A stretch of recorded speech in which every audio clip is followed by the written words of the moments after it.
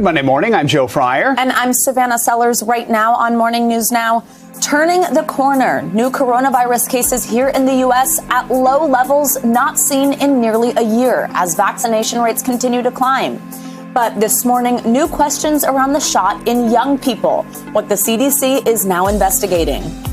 Highway horror. A 6-year-old boy was shot and killed in a road rage incident in Southern California over the weekend. Now the child's mother is speaking out, her emotional plea to the public to help find her son's killer. Sparking change. Nearly a year after the tragic police killing of George Floyd, Congress, as well as local jurisdictions across the country, are working to change the way law enforcement operates. The latest on police reform efforts as a sobering anniversary approaches. And going off the grid, 2021 has already seen its fair share of headline-grabbing catastrophic weather events. And with hurricane season rapidly approaching, some people aren't taking any chances. We'll take a look at real estate's latest trend and how it could mean no more utility bills. And a good Monday morning to you. Good Monday morning to you. Rested? Yeah, so we didn't plan the orange, I but know, we are. look at our matching outfits. I love when we do this. Thinking as one. Exactly. Off to a good start this week. And with some good news, new coronavirus cases in the U.S. are now at their lowest level in nearly a year. Fewer than 30,000 Americans are testing positive for COVID every day. Those are numbers we have not seen since last summer. Another key measurement, nearly 50% of the country now has had at least one COVID vaccine dose. About 40% are fully vaccinated. Let's bring in NBC News Now correspondent Isa Gutierrez. And Isa, before we get to that decline in cases, I first want to ask you about this investigation from the CDC. The agency is looking into reports that a very small number of teenagers and young adults who got the COVID vaccine experienced heart problems. What are they learning about this? Good morning, Joe. So yes, the agency is reviewing several dozen of these reports that young people may have developed myocarditis after getting the vaccine. Now, myocarditis is the inflammation of the heart muscle. And according to the report from the CDC, these cases seem to have occurred predominantly in teens and young adults. They were more often in males than in females, and also more often following the second vaccine dose.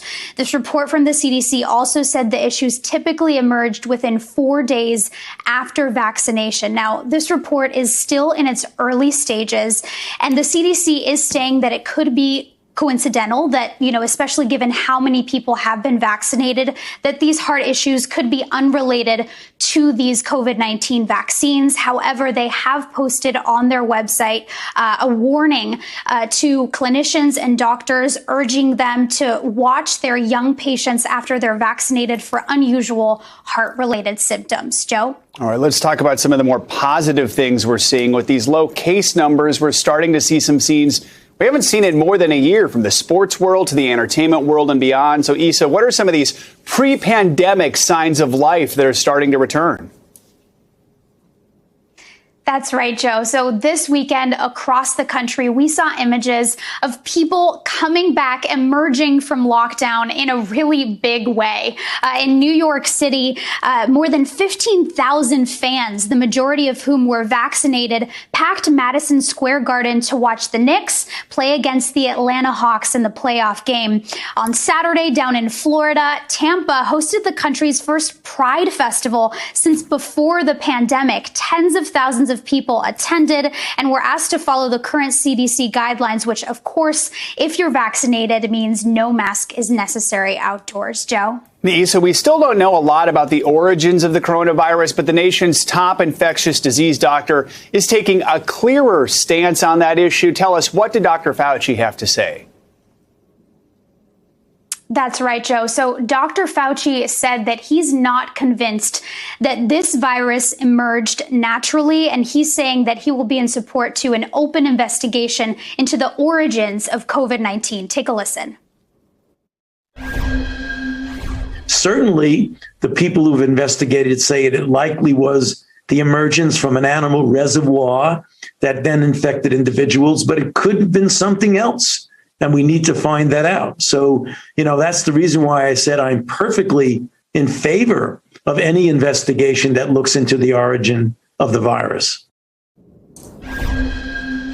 Now, of course, in the last couple of months, we've heard from the World Health Organization's investigation into the origins of the virus. We heard from them that it was extremely unlikely that the virus emerged from a lab leak. However, we have heard from the chief of the WHO saying that more investigation is still required to really figure out where it came from. Joe? Isa Gutierrez kicking us off this morning. Isa, thanks so much. NBC News medical contributor Dr. Natalie Azar joins us now. Dr. Azar, good morning. So first, let's start about this reported heart problem among few adolescents who got the COVID vaccine. We just heard from Isa there that doctors have said that patients should watch for unusual heart-related symptoms. So let's talk through here exactly how serious this risk is, and is there anything that young people and parents can specifically watch out for? I mean, what does that mean, heart-related symptoms, and when does it deserve a trip to the doctor? Right. So, Savannah, good morning. Isa laid it out very clearly, at least so far what we know, and that is that it does appear to be relatively uncommon. They're investigating a few dozen reports. The background incidence of something like this myocarditis is around 10 to 20 people per 100,000 people will experience this. So it is very, very uncommon. And I want to start off by saying unequivocally that the benefit of the vaccine far outweighs this potential risk. COVID-19 itself, as we know, can affect the heart, and vaccines historically have also been known to trigger certain things, including myocarditis. So if this is related to the vaccine, the alert goes out again to practitioners as well as to parents to look out for potential symptoms. So those could be chest pain, chest pressure, shortness of breath. In the vast majority of cases, it's very, very mild and treated with, anti-inflammatories, and the patient is sent home. Of course, in rarer cases, it can be slightly more significant, and that is why the alert is out there. And Dr. Azar, how long do you think it will take for the CDC to get a better idea of what's going on here and if there is, in fact, a connection to the vaccine? I think determining a connection is always the hardest, right? I mean, correlation is not causation.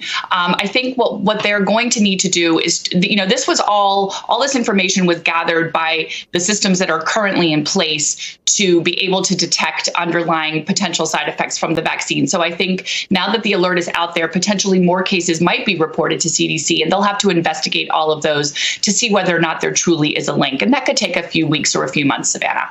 And Dr. Azar, let's talk about some of those pictures that we just saw a moment ago of these crowds reemerging. I mean, daily case numbers are at the lowest point in nearly a year. But this weekend, we did see people, acting like that is the case. Beaches, crowded, parades, sporting events right here at Madison Square Garden in the city. Do you think it's safe to gather like this at this point in our fight against the virus? I mean, would you be in that crowd? I know, it's interesting. We were watching the Knicks game last night, and I literally turned to my family and I was like, is that from 2019? I know. I actually couldn't believe it. And they were like, no, that's the vaccinated section. And I was like, okay. So listen, it goes back to the same conversation.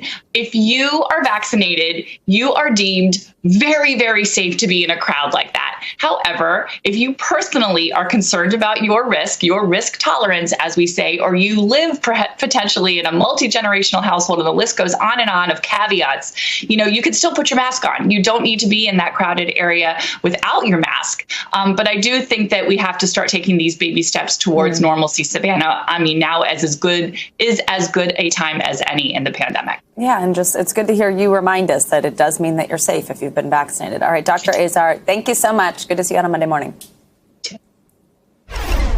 In the Middle East, a fragile ceasefire between Israel and Hamas appears to be holding 4 days after it went into effect.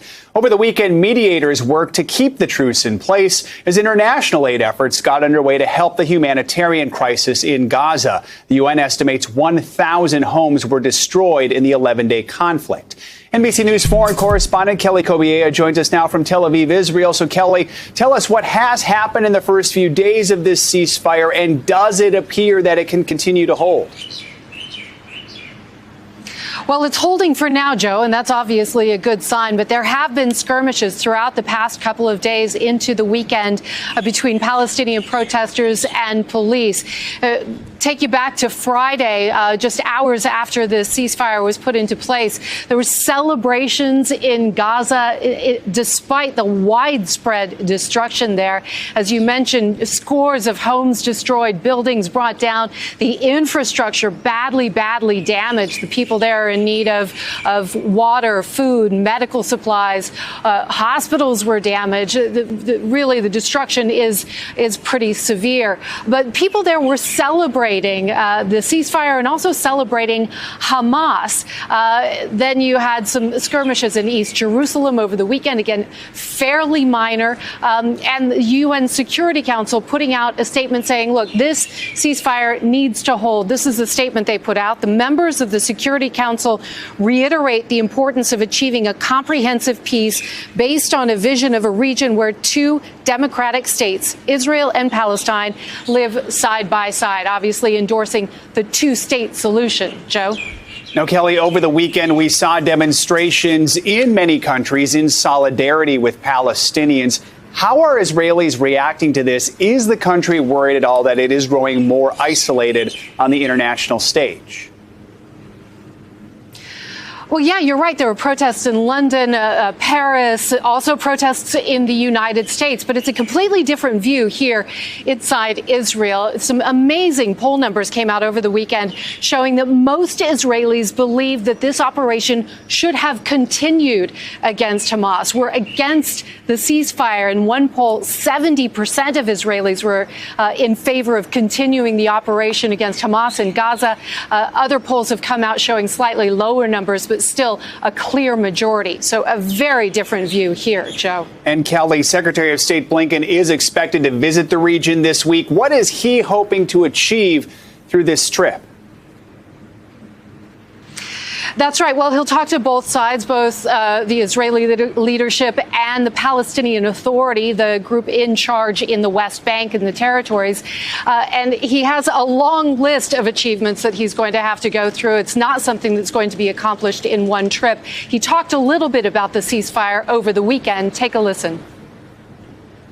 It was critical to get to the ceasefire, and President Biden's focus on relentless, determined, but quiet diplomacy is what got us to where we needed to be, which is to get the violence ended as quickly as possible with dealing with the grave humanitarian situation in Gaza, then reconstruction, rebuilding what's been lost, and critically engaging both sides in trying to start to make real improvements in the lives of people, so that Israelis and Palestinians can live with equal measures of security, of peace, and of dignity. And one of the most immediate issues, how to rebuild Gaza without propping up Hamas. Joe? Kelly Kobiea in Tel Aviv. Kelly, thank you so much. A family is in mourning after a 6-year-old boy died in an alleged road rage shooting in California. How now the child's mother is speaking out about losing her son in an incident she says happened for no reason. NBC News correspondent Guad Venegas has the latest. He just didn't deserve that. No one deserves that. Joanna Clunan is living a mother's worst nightmare. Her 6-year-old son, Aiden Leos, was killed in the backseat of her car. Authorities saying he was struck by a bullet in a road rage incident. I want them to pay for what they've done. Heartbroken, she's now sharing the details of the horrifying ordeal in hopes of catching the perpetrators. It looked like a wagon, and there was a female driver and a male in the passenger seat. And it felt very aggressive from the start. She says the vehicle cut her off before the gunshot. As I was merging away from the carpool lane, I heard a loud noise, and I heard my son say, "Ow." A bullet entering the vehicle through the trunk, striking Aiden, who was sitting in the booster seat. And he had been shot, and I tried to save him while calling 911, but he was losing a lot of blood. Aiden was pronounced dead after being taken to a nearby hospital. Authorities continue asking the public for help. If you were driving by, you saw something that was not right, call it in. As investigators work the case and search for clues, a growing memorial for Aiden sits over the scene of his tragic shooting, his family mourning the loss. To have that taken from us, the loss is It's unspeakable. I mean, I've raised 3 kids. I mean, I know kids. And this little baby just wanted to bless everybody around him. That's just so young to die, and I would just want him to have more time in his life. A life cut too short for an innocent victim of road rage. President Biden is heading to FEMA headquarters today for a briefing on the Atlantic hurricane outlook. His trip comes ahead of the official start of hurricane season next week. NBCNews.com senior White House reporter Shannon Pettypiece joins us now. So, Shannon, I want to start with another agenda item for President Biden. He's still pushing his massive infrastructure package, but reducing it from just over $2.2 trillion to around $1.7 trillion. So he cut about $500 billion from his plan. How are Republicans responding to that offer? Well, they've essentially balked at it. We heard from Senator Capito, who's been leading the negotiations from the Republican side. She indicated that she felt the two sides have gotten further apart after meeting recently with the White House compared to where they were when they sat down in the Oval Office just a few weeks ago with the president. The two sides essentially are looking at this from very different perspectives. Republicans clearly see this as a straightforward bricks and mortars infrastructure bill, more like a very big highway bill, while the White House, based on this counteroffer, continues to see this as something much broader. Their counteroffer continues to include hundreds of billions of dollars for things like elder care, for example. And Shannon, during his address to Congress last month, President Biden urged lawmakers to pass his police reform bill by the one-year anniversary of George Floyd's death, which is tomorrow. Where do things stand right now? Well, that was always an aggressive timeline from the start. Negotiators in Congress say they are still going back and forth, that they do feel like they are making progress. But the White House does want to do something to mark this milestone, this anniversary, and they will be bringing the Floyd family to the White House to meet with the president. There was discussion about bringing congressional leaders, but concern that that could upset this delicate balance of negotiations currently going on in Congress. So hopeful, the White House says, that some progress will be made in Congress on some legislation on police reform. All right, Shannon, thank you so much. Time for a check on your morning news now weather. Bill Cairns is with us, of course. Hi, Bill. Good morning. Hey, good morning. And it's good that the president's going to head to FEMA. I mean, last year, we had like 7 or 8 emergency declarations in different states because of hurricanes. And, that was in the midst of COVID. So to make sure all the supplies and everything's all ready for this season is a really good idea. So here's what we're dealing with. This is the predictions for this year. And this is another reason why it's a good idea. We expect another very active year. We're expecting about 13 to 20 named storms, 6 to 10 hurricanes, and about 3 to 5 major hurricanes. All of these numbers are above average. But last year was like earth-shattering. I mean, last year was crazy. We had 30 storms, 13 hurricanes, and 7 major hurricanes. So I hope we don't repeat last year. Odds of it are slim. But, we'll see. We already had our A-name storm this past weekend out by Bermuda. And, of course, the next name on the list is always everyone's favorite name every 5 years when these names get recycled. So we'll wait and see how the B-name storm plays out. But it's one of the best ever. So here's how we're dealing out there. Severe weather is possible once again today. On a more serious note, nothing out there too bad right now, just a little bit of rain in Nebraska. We will see a slight risk of storms, though, for our friends in Amarillo, Lubbock, and Midland, Dodge City to Colby to Kearney up to Sioux City. We did have 10 tornadoes yesterday in Colorado. They were all rural areas, and I didn't see any reports of any damage. So today, still summer in the southeast. In the northeast, it's much cooler. Big changes from the weekend after it was hot, but that heat will return on Wednesday. Tuesday, we begin to warm it up once again in the northeast. Guys, look for about mid to low 90s in the northeast on Wednesday. We could be seeing some record highs. Wow. So, beach and lake and pool once again. Yeah, all right. Really. You heard it first from Hurricane Bill. Thanks, Bill. See you in a bit. Very good. I like Blizzard Bill better. That's a good one. Coming up, a look at how policing practices in America have changed nearly 1 year after the death of George Floyd. Inside both federal and local reform efforts next. This week marks the 1 year anniversary of George Floyd's death at the hands of Minneapolis police. In the year since, we've seen international protests and calls for police reform. NBC News correspondent Shaquille Brewster joins us now from Minneapolis to take a closer look at how policing has changed over the last year. Shaq, good morning. Good morning, Savannah. And today, the Floyd family is calling for a national and virtual day of action, asking people to call their members of Congress to put pressure on them to pass that federal police reform legislation. That comes after rallies and marches in Minneapolis and New York yesterday, as people start to not only honor the life of George Floyd, but ask, where do we go from here? George Floyd's murder sparked strong demands for change. What do we want? Justice! What do we want? Now! 1 year later, experts say police reform is sweeping through the country at an impressive pace. To see things that are occurring on this level, on a national level, and also taking place not only just at the local and state level, it's amazing. And I'll be honest, it's about time. The Charlotte-Mecklenburg Police Department is just weeks away from beginning what it's calling a revolutionary retraining. It's going to get some pushback and resistance. It's putting the final touches on a new curriculum for the department's 2,300 sworn officers, training that will emphasize customer service. It doesn't necessarily have to be a bad experience with police officers.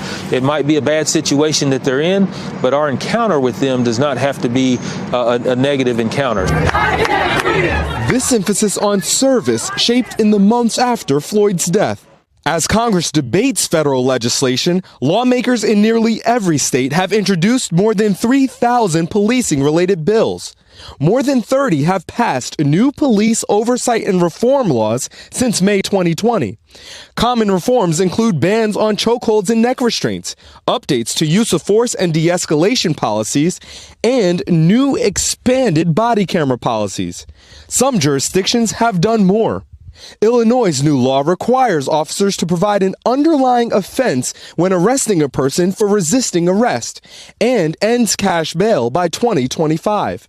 New Colorado legislation, considered the country's most far-reaching, allows officers to be sued for up to $25,000, ending the liability shield known as qualified immunity. As someone who has lost her son at the hands of police, when you look at the reforms that have been talked about so far, what do you think?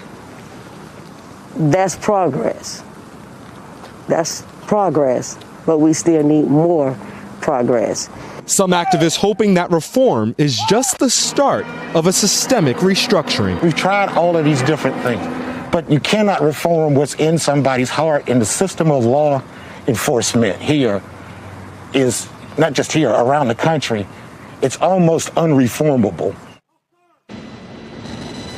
Now, we've also seen some of those changes here in Minneapolis. One of the changes the Minneapolis Police Department officers must justify and explain any time they unholster a weapon. It's changes like those that activists here have been calling for some time. Savannah? And Jack, you told us a little bit at the top of this, but tell us, what is Floyd's family doing to mark the anniversary this week? That anniversary comes tomorrow, Savannah, and we know that the Floyd family will be invited to the White House. President Joe Biden will be inviting them to the White House as part of his push to push that national police reform. We know that President Biden wanted that George Floyd Justice and Policing Act. He wanted that on his desk by tomorrow, by that anniversary day. That bill is still stalled in those bipartisan negotiations, but he's bringing the family in to keep the pressure up on Congress. Savannah? All right, Jack, thank you so much. The ceasefire between Israel and Hamas has paused the bloodshed in Gaza for now, but on social media, a war of disinformation is still raging on. Extremists are using popular chat apps to organize and incite hate. NBC News foreign correspondent Kelly Kobiea is in Tel Aviv again with more. From the real battlefield to the virtual one, incendiary images, destruction in Gaza, rocket fire over Israel, mob violence. Now able to be viewed instantly on millions of phone screens around the world, on Facebook, TikTok, and WhatsApp, informing, influencing, even inciting users on both sides of the Israeli-Palestinian divide.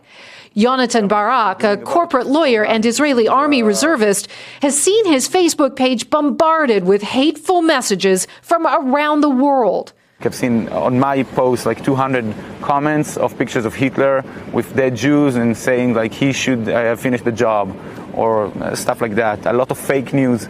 The abuse, just a snapshot of the hateful and misleading content spreading on social media. Like this video, shared on the Israeli messaging platform Telegram, allegedly showing fake body bags in Gaza, which actually came from an Egyptian newspaper in 2013. Social media as a tool of war is not new, but experts say they're seeing a dangerous evolution. Content spreading into messaging apps used to whip up anger and organize quickly. Israel is a WhatsApp nation. Everyone is using WhatsApp groups, families, schools. Ahia Schatz runs Fake Reporter, a group fighting disinformation and hate speech online. In the last 11 days, his organization has tracked more than 100 newly created group chats, sharing not only hate, but planning for real-world attacks. Those groups are used by extremists to organize people together, collect intelligence, coordinate targets and locations, organize weapons, and then they take it to the streets. He says that's what happened in Lod, a mixed Palestinian-Jewish city. Palestinian rapper and artist Tamer Nafar lives there with his 2 children. He was home, the city under curfew, when he says a busload of armed Jewish extremists drove down his street. There are maniacs outside with guns, and they're terrifying. Experts say it's similar to how insurrectionists used social media to organize at the Capitol on January 6th. We're actually witnessing everything repeating all over here at the moment. These platforms are very reluctant on acknowledging their responsibility in being the vehicles through which this content circulates. Those groups are ticking bombs online. And if we don't change policies and if we don't start talking about it that way, we're going to end up with more blood. TikTok says on its website it will shut down or ban accounts that promote violence. Facebook, which owns WhatsApp and Instagram, says that it uses artificial intelligence to filter out this content, and it will also block users. Kelly Kobiella, NBC News, Tel Aviv. Pro-Palestinian activists are accusing Facebook of censorship and targeting the social media giant with 1-star reviews in the Apple and Google app stores. NBC News Tech Investigations editor Olivia Salon joins us now. Olivia, good morning. So how are these activists organizing this campaign and how successful is it? So it appears to be a grassroots campaign that started on social media over a week ago, with people just posting on Twitter, Facebook and other social media platforms, kind of calling on others to give Facebook 1-star reviews because of its alleged silencing of Palestinian voices. And it seems to have been very successful. I mean, if you look at the latest reviews on either of the app stores, you'll see thousands of 1-star reviews, many mentioning pro-Palestinian hashtags like Free Palestine, or talking about censorship. And the average rating on both app stores has absolutely tanked. I think it was over 4 out of 5 stars on both Apple and Google app stores before this happened. And now we're looking at 2.3, 2.4 out of 5.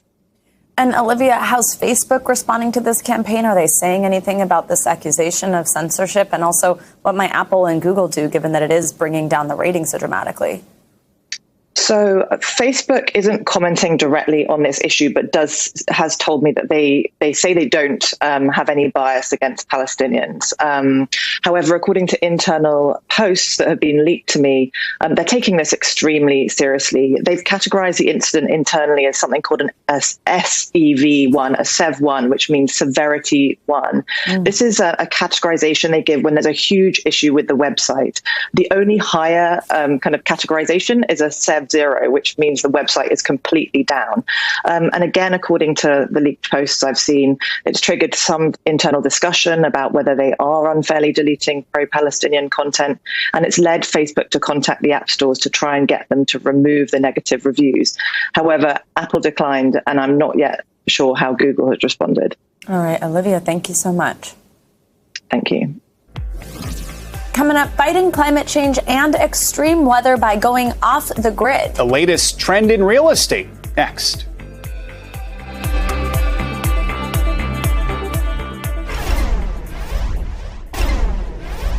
Phil Mickelson made golf history over the weekend, becoming the oldest player to win a major. At the ancient age of 50, he claimed a two-shot victory in the PGA Championship in South Carolina. It's his sixth major title.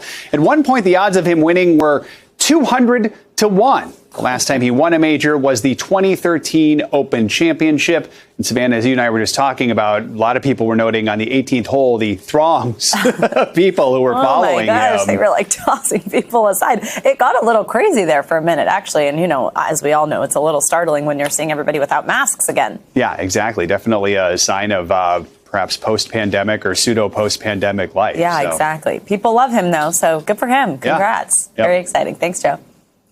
The Atlantic hurricane season officially begins June 1st, but thanks to climate change, extreme weather risks are now a year-round phenomenon, causing some to reconsider how they design and power new homes to get them off the grid. CNBC's Diana Olick joins us now with her climate series, Rising Risk. Good morning. This is so interesting. Thanks for joining us. Yeah, good morning, Savannah. This is really both a challenge and an opportunity for home builders as climate change causes more extreme weather. It's not just about making the homes more sturdy or more fire resistant. It's about making all of their systems fully independent.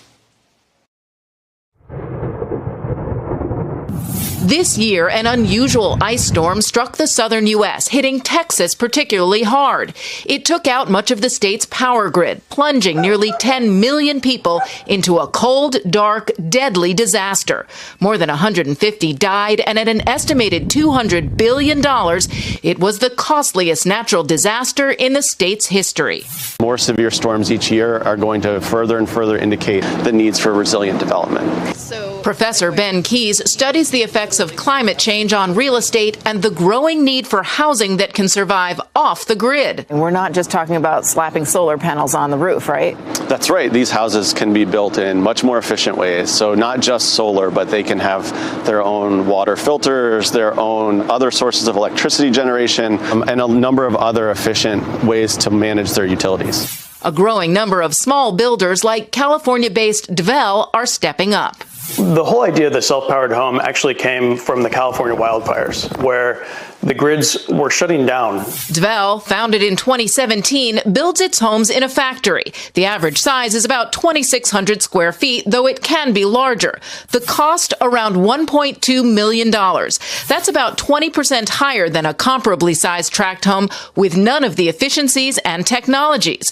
Dvel homes have solar, battery, and other construction and insulation elements, as well as smart technologies that allow them to use far less energy and operate longer off the grid. We're seeing things that we've never seen before, and that grids simply aren't made to manage. So since all the events in Texas, you know, the interest in the self-powered concept has really gone off the charts for us.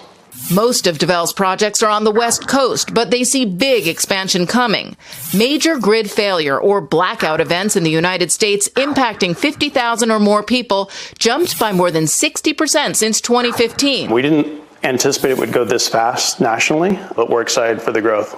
Growth for individual homes and whole communities that can even have their own microgrid shared storage. So off-the-grid housing doesn't have to mean you're living alone in the woods. It's not just for extremists. I think you're going to see more and more people looking for ways in which they can protect themselves as there are increased risks from storms, more utility disruptions, and more need for resiliency. All right, Diana. So for the many people who already own their home that is very much on the grid, what can they do to make it more resilient in the event of a blackout?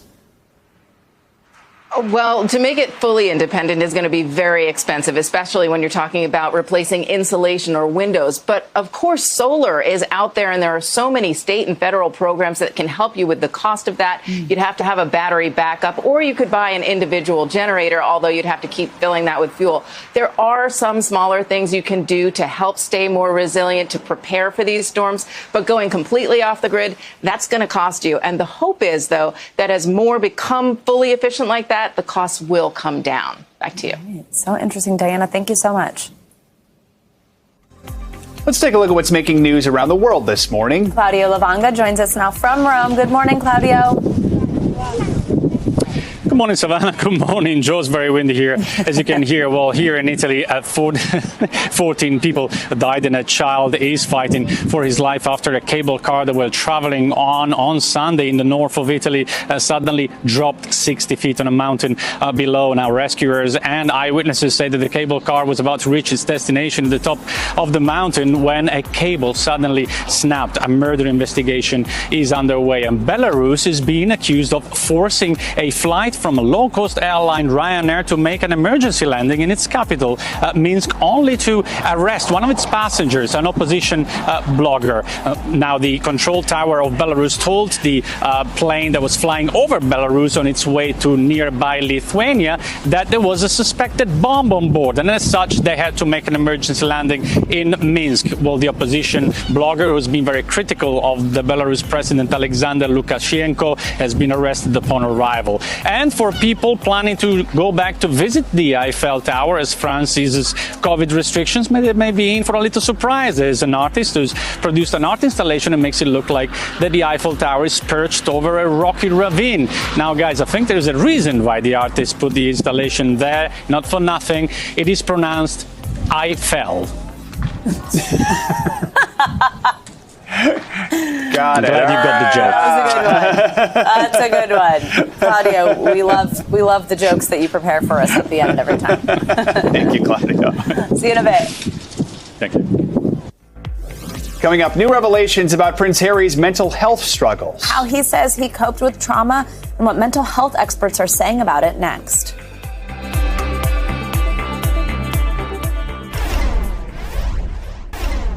Prince Harry and Oprah Winfrey are making headlines again. Their new docuseries, The Me You Can't See, was released Friday. In it, Harry shares new details about his struggles after his mother's death. NBC News correspondent Guad Venegas has more.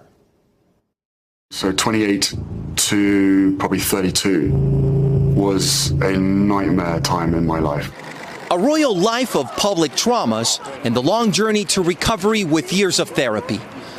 In the new Apple TV Plus docuseries, The Me You Can't See, Prince Harry telling Oprah he felt helpless and angry after the death of his mother, Princess Diana. The ordeal leading him to drugs and alcohol to cope with the pain, struggling to accept the burdens of royal life, something he says his father, Prince Charles, knew well and told him he had to accept. Just because you suffered, that doesn't mean that your kids have to suffer. In fact, quite the opposite. If you suffered, do everything you can to make sure that whatever negative experiences that you had, that you can make it right for your kids. The Duke of Sussex shared the moment he knew he had to leave the royal family shortly before the birth of his first child.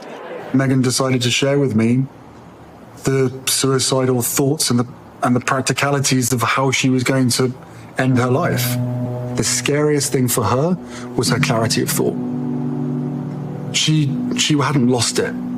She wasn't crazy. The docuseries, co-produced by Oprah and Prince Harry, features other interviews, including Lady Gaga sharing struggles with mental health. It's a really very real thing to feel like there's a black cloud that is following you wherever you go, telling you that you're worthless and should die. An estimated 1 in 5 U.S. adults suffer from mental illness. Raising awareness has been a long-term project for both Harry and Oprah. I'm still the person that I was, but I'm just a better version of that. This docuseries is sparking important conversations as we kick off the final week of Mental Health Awareness Month. Prince Harry says that he's using his platform to reach out to those living with unresolved traumas. So many of us, probably 99.9% of us, are carrying around some form of unresolved grief, trauma, or loss. And that manifests itself. Let's delve deeper into this series and explore the impact of having such high-profile names sharing their journey with mental health. Joining us now are Daisy McAndrew, NBC News Royal contributor, and Dr. Sue Varma, clinical assistant professor of psychiatry at NYU Langone Medical Center. Thanks to both of you. Daisy, let's start with you. The last time a high-profile member of the royal family was this outspoken was Prince Harry's mother, Princess Diana. So what is the reaction to this docuseries across the UK? And do people appreciate that he's opening up, or is it shocking the system because these things are so often kept private? Well, as you said in that short film, Prince Harry has been really passionate about raising awareness and removing stigma of mental health for many, many years. In fact, he set up an organisation with his brother, sister-in-law and Meghan to do just that. So it's no surprise that he's talking about it now. But the reaction here is split, I think it's fair to say, because some people are saying, of course, he is allowed to talk about his own feelings. But equally, when he talks about his own feelings, he always brings in other members of the royal family, particularly his relationship with his father. And I think some people feel that he's gone too far, constantly bashing Prince Charles, who is, of course, himself still mourning the death of his father. Daisy, we're going to talk more about that in just a moment. But Dr. Varma, I want to bring you in here. And let's first just start and listen to some sound here from Harry about talking about when somebody sort of accepts that they want to start handling their mental health, they want to get help. First, let's listen to Harry. Only after meeting Meg did you start the process of trying to figure it out. You hadn't tried it before. No. I quickly established that if this relationship was going to work, that I was going to have to deal with my past because there was anger there. So, Doctor, I think that step may often be the most difficult for people. It's not always easy to come to terms with accepting that you want to go get help. So I want to talk about that step, but then also another kind of version of starting this that we heard in this piece, in the episode, was the fact that Meghan came to Harry, but we've heard them both discuss how she didn't know if she wanted to tell him about her suicidal thoughts because she was worried about what it was going to do to him. So I just wonder if you can talk through sort of what you would say to people who might start feeling like sharing their stories are going to burden someone else when really this is what we need to do, is talk about it. Yes, and I think it's so important that we be able to create safe spaces in our relationship, because often that's the first place that we're going to turn. Unless someone has had prior history or prior good rapport with their therapist, they may not turn to therapy initially. And so the way to do that is to be able to ask somebody open-ended questions. Tell me more about that. Make empathic statements. I'm so sorry to hear that. That must have been so difficult for you. Be validating, be reassuring, and then ask them questions like, how can I help you? And I think something that's so common is that we often interject. We might start sharing our own experiences, which may not be so helpful for someone to hear. We might start comparing ourselves. Well, I went through that and I didn't experience it. So I think it's really important to be able to draw a person out, listen to them, and offer them help in the way that they need help. How can I help you in the way that would be helpful to you? Can I find you a therapist? Can I go with you to your therapy appointment? What do you need from me? That's really good advice. And Daisy, we just mentioned a moment ago, you were telling us about sort of how people in the UK feel about it. What about the palace? I mean, we're hearing a lot about these really serious struggles that they had, that they're pinning a lot on that royal life. What's the reaction from the palace? I think you can probably imagine what it is that every time Prince Harry does one of these interviews, of course, he inevitably talks about his relationship with his grandparents, his relationship with his parents, and he causes them a lot of hurt and bewilderment. And of course, the royal family aren't publicly saying anything. They made the one statement after the initial Oprah interview saying recollections may differ. And I suspect that is what they would say if they were going to do another statement now. And they worry about everything that Prince Harry is saying, how it's going to impact on his relationship with Prince William, which we think is now pretty bad. His relationship with Prince Charles is certainly the worst it's ever been. There doesn't seem to be a lot going on there at all. And we understand that the Queen is upset in the way that it's having an impact on every generation of her family. So I think he has caused upset, not by talking about his own feelings, but by broadening it out to talk about everybody else. And Dr. Varma, quickly, when someone high profile speaks so candidly about their mental health, it's often said they normalize these conversations. Tell us why that's so helpful. No, while 1 out of 5 people have mental illness, 5 out of 5 people have mental wellness. And I think celebrities bring that to light when they share their experiences, because we don't then put people into 2 buckets. We don't say, oh, they're the successful people on one hand, and then, oh, those are those living with mental illness on the other hand. No, they are one and the same. And I think it's really important when you see somebody that you look up to, that's an icon, that has achieved it all, and then you're like, wait, they also have anxiety. They also live with depression. I don't have anything to be ashamed about. Dr. Sue Varma, Daisy McAndrew, thank you so much for joining us for this super important conversation. And if you or someone you know is struggling, help is available 24/7 at the National Suicide Prevention Lifeline. Call 1-800-273-8255 or text TALK to 741-741. Time now for our CNBC Money Minute, the biggest financial headlines of the day and why they matter to you. And Christina Partsenevelis joins us now. Good morning, Christina. Good morning. So we've got a lot to talk about, especially when it comes to cruise lines. They're building in some extra costs as they prepare to possibly resume sailing out of the United States this summer. These include millions of dollars for enhanced cleaning, COVID testing, and other measures as they try to win back the public's trust. Norwegian has pledged to pay for treatments, land-based quarantine, and flights home in the event a passenger tests positive on board. Cruise operators point to strong demand for bookings next year, which could help offset some of those extra costs. The average price of gas jumping 8 cents over the past 2 weeks to $3.10 a gallon. That's more than $1 higher than it was a year ago. Analysts say that's mostly due to supply disruptions from the 10-day shutdown of the Colonial Pipeline and higher corn prices. Corn is used to make ethanol, which refiners must blend into gasoline. And F9 drives to a strong debut overseas ahead of the film's release in the United States next month. The latest installment in Universal's Fast and Furious franchise, kicking off with more than $162 million in 8 international markets this weekend. That's the best start for a holiday blockbuster since the pandemic began. Of that, $135 million came from China alone, making it the second biggest launch for the series since the Fate of the Furious in 2017. It's doing quite well. I don't know if I'm going to see it, though. I don't know about you guys. Intrigued to see how it's going to do here. That'll be a very good test of where the box office goes this summer. Exactly. People love those movies. They do. They do. Yeah. So does our company. All right. Christina, thank you so much. Thank you. Coming up, a crucial witness in the trial against former Minneapolis police officer Derek Chauvin is now speaking out. 1 year after the death of George Floyd. Next.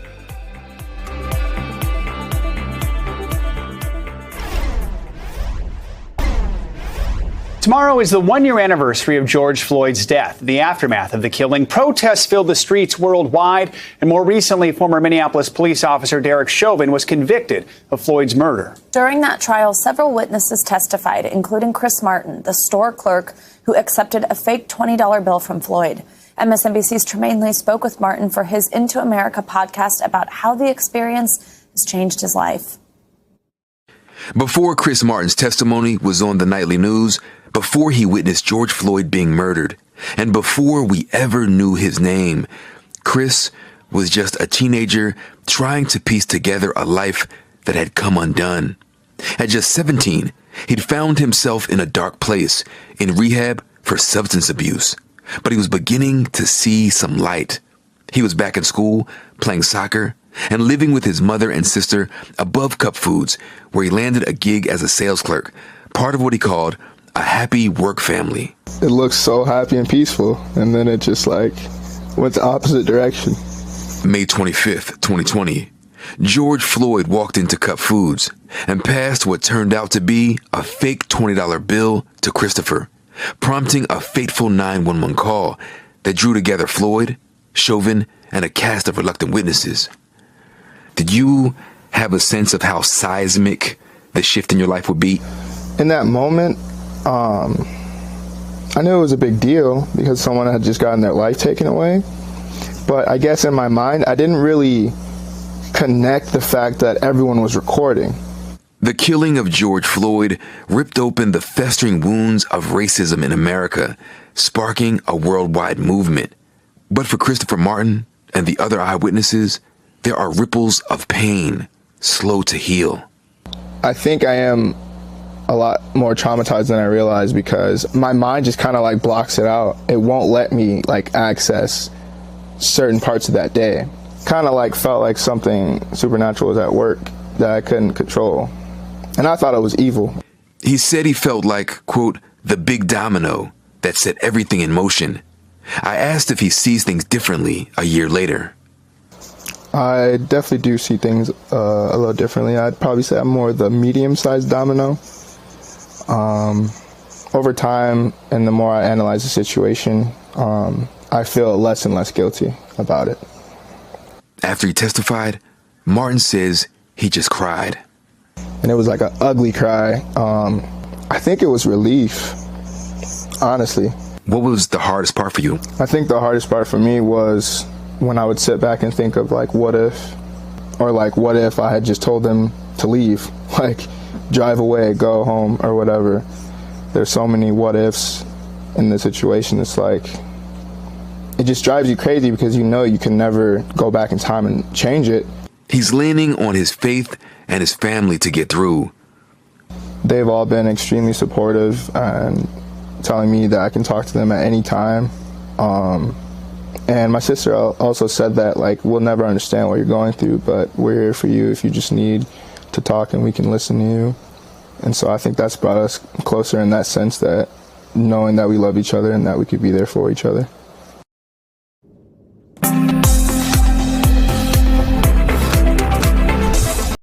Hey, NBC News viewers, thanks for checking out our YouTube channel. Subscribe by clicking on that button down here and click on any of the videos over here to watch the latest interviews, show highlights, and digital exclusives.